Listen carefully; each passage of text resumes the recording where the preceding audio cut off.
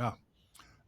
That's the thing that, people, when I talk about it, or, when friends of mine hear current players talk about it, when I talked about it as a player, those relationships, those bonds that are made, I mean, I start talking about, you guys just don't understand, man. I mean, it's like you go to work and, you might load a truck all day long and go home, or you go to work and you're punching, you're punching a part out of a piece of metal or something, all day long, and you go home, and there's not really, relationships and bonds and trust and respect and all that sort of thing that you get when you're part of I think sports in general, but football in my mind, it's the epitome.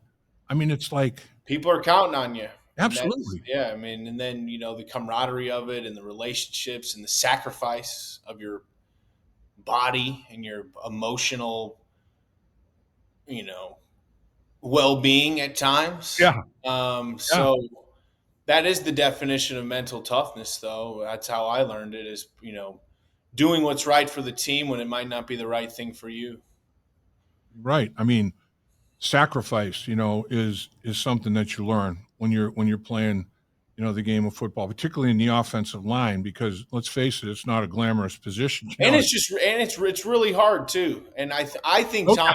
Tom Brady stole my quote. I feel like I said this before him, but I'm just kidding. But like he said, if I didn't play football, I wouldn't say I would have accomplished anything hard in my life, Wow, especially physically. it's pretty good.